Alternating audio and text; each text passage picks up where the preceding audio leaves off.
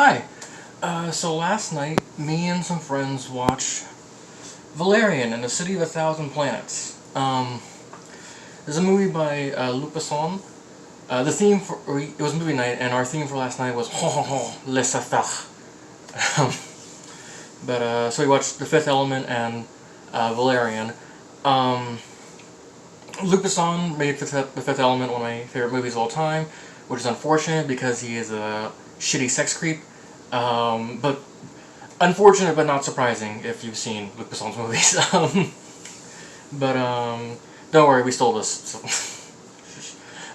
we pirated this one, so shush. But Valerian and the City of Thousand Planets is an interesting case in that it's a movie that came out in 2017, bombed super hard.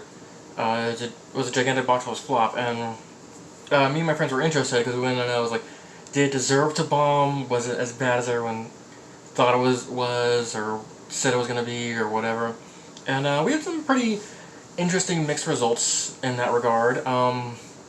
First and foremost, the movie was not terrible, but not great. I think it's based on a series, like a long-running series of French sci-fi comics. I don't remember the name, but it's the case of like two space agents on a gigantic city-sized or planet-sized space station that doubles as a city, trying to get to the bottom of a mysterious case, along with conspiracy about a planet exploding. Fairly thick plot. Okay, so let's start off. Our main characters are Cara Derevingne's eyebrows, and some other... The guy who was the villain in Chronicle. Spoilers for Chronicle there, sorry. We had a lot of debate. Not debate, we had a lot of complaints about his casting. First off, he does a great job. He really embodies the role. He's like dashing and debonair and like, what's the word, like swashbuckling kind of. And that's all for like acting and his performance. That's good, but as far as like appearance goes, he is a little boy. He is a 13-year-old child, and it was very off and weird to have him playing this like debonair, old-timey action hero, masculine man. I have nothing against fucking boyish good looks or anything. It was a strange casting choice. He and Cara Delevingne just seemed way too young for like the hardened sci-fi heroes. There's heroes supposed to be, I think they were both like in their 30s when they got casted though, but they both are very young looking people. So it was just a little odd to see them as these roles. God, I'd say the biggest issue I have with it is the movie is trying to do a lot. It's trying to get like a lot of different elements from these comics. It really feels super episodic. It's kind of like they go on one... There's the long arching plot going on, but they keep stumbling into like little mini adventures where Valerian gets lost in this place, so Laureline has to go do a wacky side adventure where she gets a jellyfish to find him. Then Laureline gets kidnapped by aliens, and Valerian has to go find Rihanna because she'll help him infiltrate. It's very episodic in that way, and that made it feel very long. The movie is, quite frankly, very long. Like 2.5... It's a long-ass movie. Way longer than we thought it was going to be. And to be frank, it feels that way. But, let's see, so it's very episodic in that way, and not in a good way. It makes things drag on very long. Everything feels kind of inconsequential. I could genuinely have seen this as like a Netflix miniseries if they did like, hey, we're gonna take these old sci-fi comics from France and make them to episodes. That would totally have worked, but as like just a very long movie, it fails in that regard. This one did bug me. Okay, the opening is very, very strong. It's a very fun opening. After you get like some wacky space stuff, like you get some setup, explain the history of the Alpha, the City of a Thousand Planets, and then like these mermaid aliens who get wiped off the map, and they become relevant to the main plot later on. You get some of that, and then you finally meet Valerian and Laureline like after 10 minutes of setup. But I will say these two have a lot of chemistry. I liked their performances. They did good, but the opening is them on a mission. It's actually really well like choreographed. It's an interesting concept where the teleportation, augmented reality, and a whole bunch of antics. There's essentially a heist happening on two planets simultaneously, in a way that's super interesting. I adored,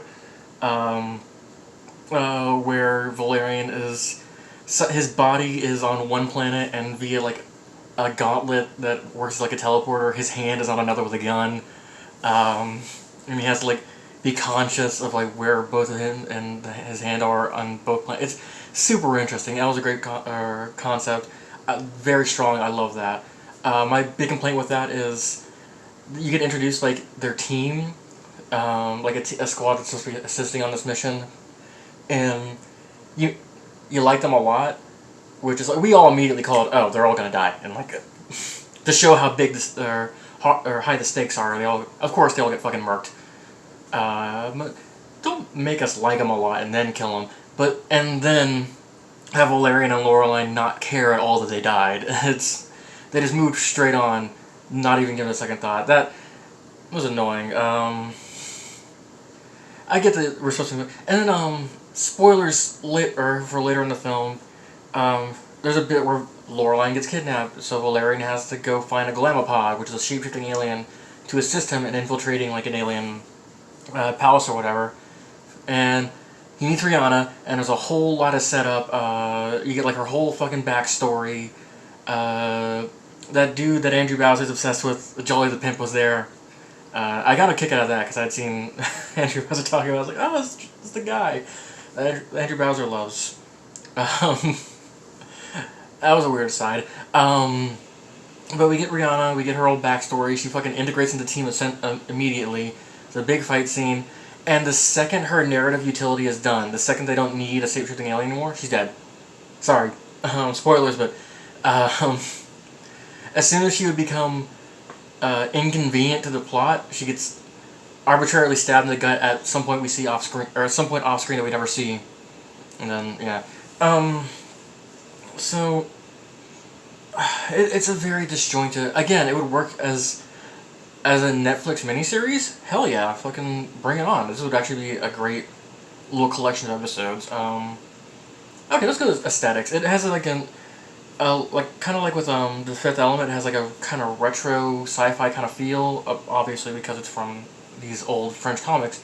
It's aesthetically very pleasing. There are some CG moments that maybe didn't age. Well, age. It's only been 4 years. Some CG moments that, like, you could probably use a little more cleanup on that. But, I mean, none of it looked terrible. It was all very interesting to look at. God. Damn, there was one bit where Valerian, fucking, some wacky setup for this one, but Laureline gets kidnapped and Valerian is gonna go and rescue her, but, like, before he does, like, he's up with the kidnappers and, like, he just fucking blasts this dude's head off.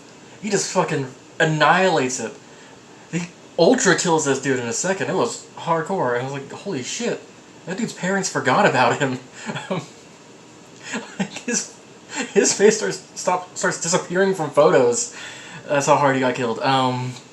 Anyway, it's not... Did it deserve to bomb as hard as it did? That's a tough question that I don't think anyone deserves to bomb or whatever.